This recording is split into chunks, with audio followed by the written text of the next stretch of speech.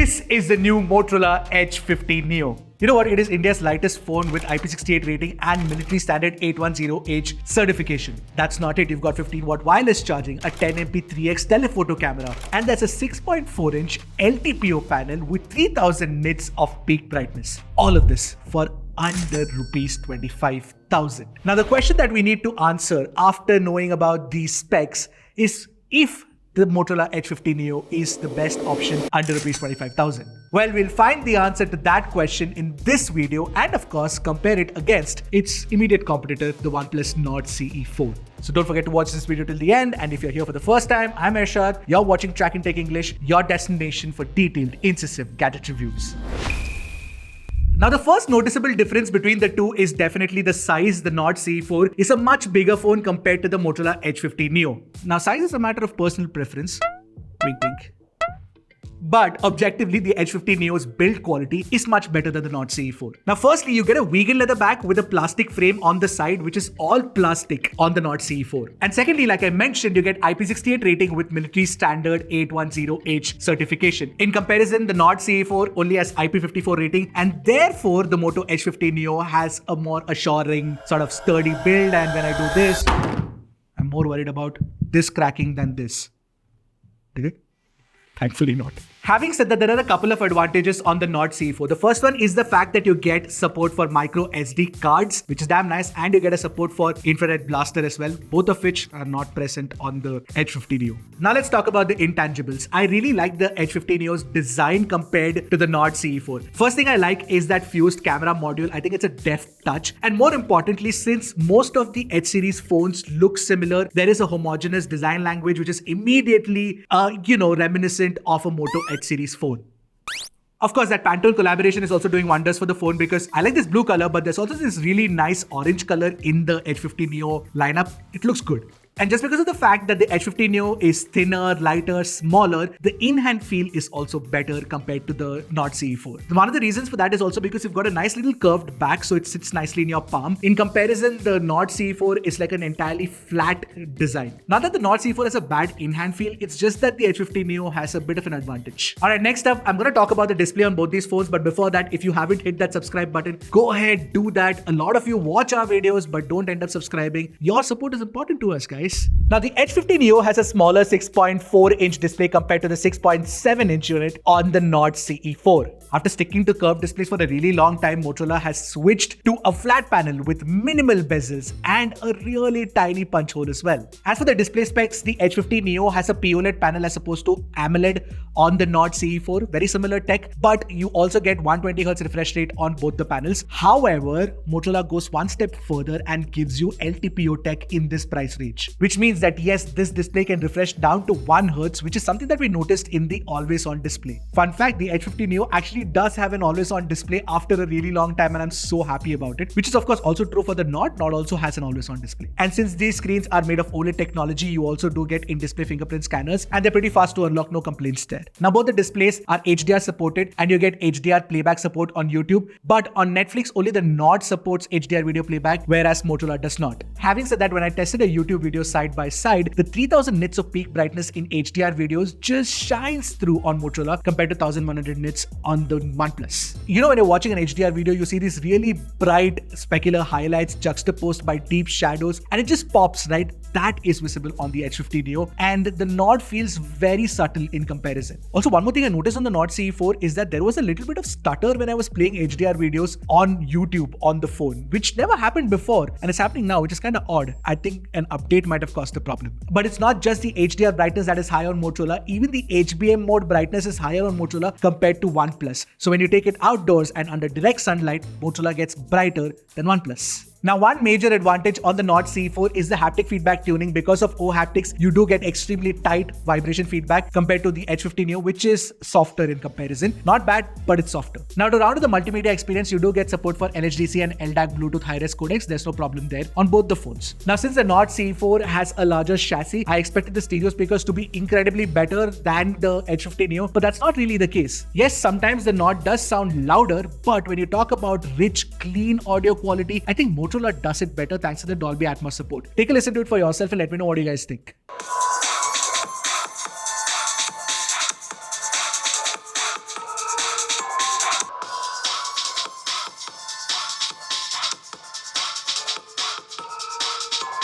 Now the Edge50 Neo has the MediaTek Dimensity 7300 inside, whereas the Nord CE4 comes with Snapdragon 7 Gen 3. Also to be noted is that the Nord CE4 has UFS 3.1 storage compared to UFS 2.2 on the Edge50 Neo.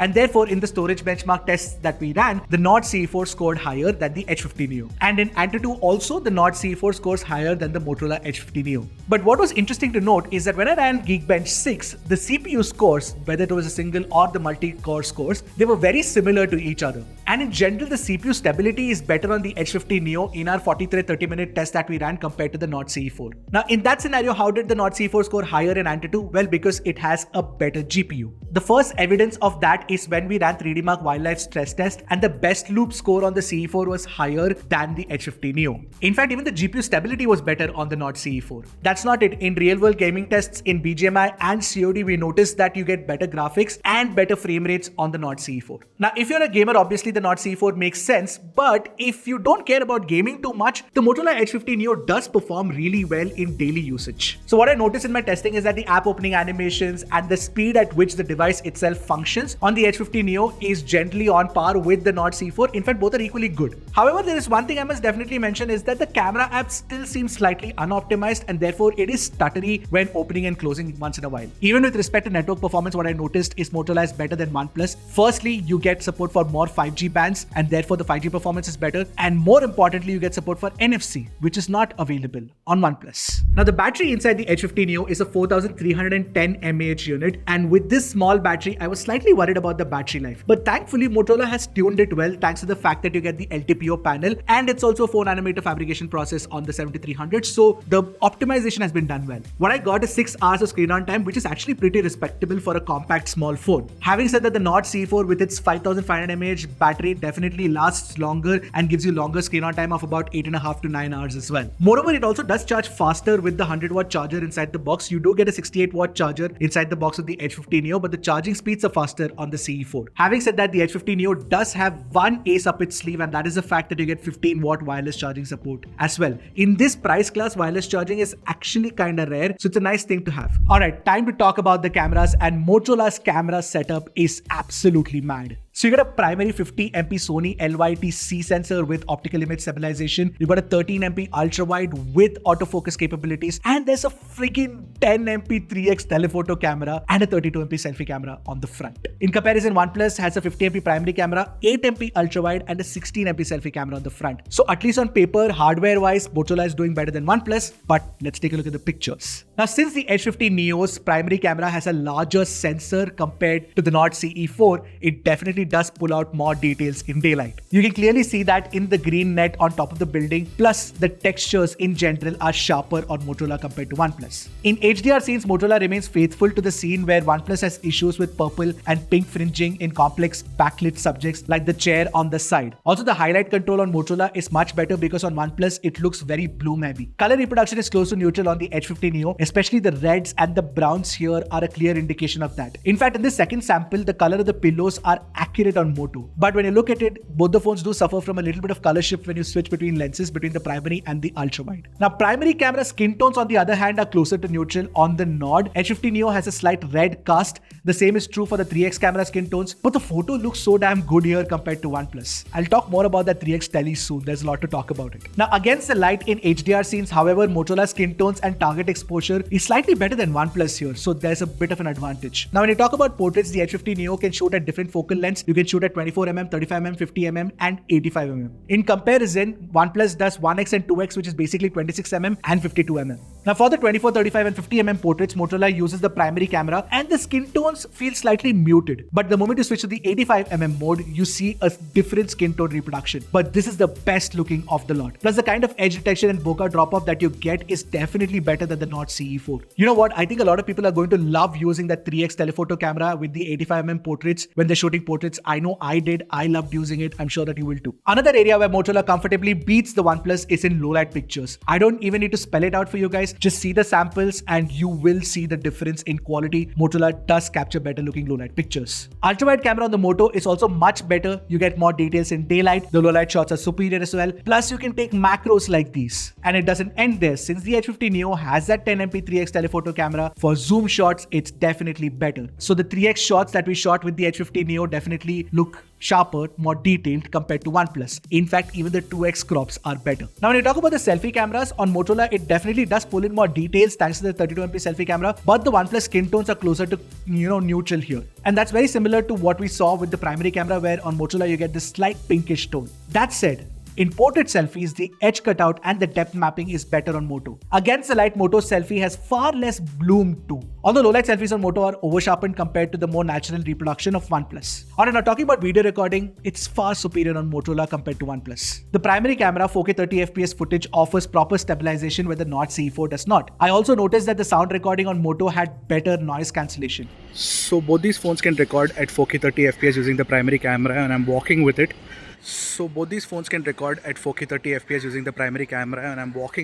Not just that, with the ultra wide and the selfie camera, you can shoot proper 4K 30fps footage on Moto, which is not possible on OnePlus, which tops out at 1080p 30fps. And of course, you can also shoot 4K 30fps videos using the 3x telephoto on Moto. All I want Motorola software team to do is fix the skin tone issues and the camera starter issue that I noticed. Rest, it's already beating the OnePlus in, versatilities, technicalities, and just better quality images and video recording overall. Now, software on the Edge50 Neo is Hello UI based on Android 14, and Motorola is promising for the very first time 5 years of software updates and 5 years of security updates as well. And that's a good promise to make. In comparison, the Nord CE4 is running OxygenOS 14 based on Android 14, and OnePlus promises 2 years of software updates and 3 years of security updates. Now, as far as promises go, Motorola does take the lead. Hopefully, the software updates do come on time. But more importantly, what I care about is that in features and in software experience, the Motorola Edge50 Neo is my pick over OxygenOS 14 because it's really good. You of course get a fairly clean install at the start with no bloatware apps pre-installed. And then you've got this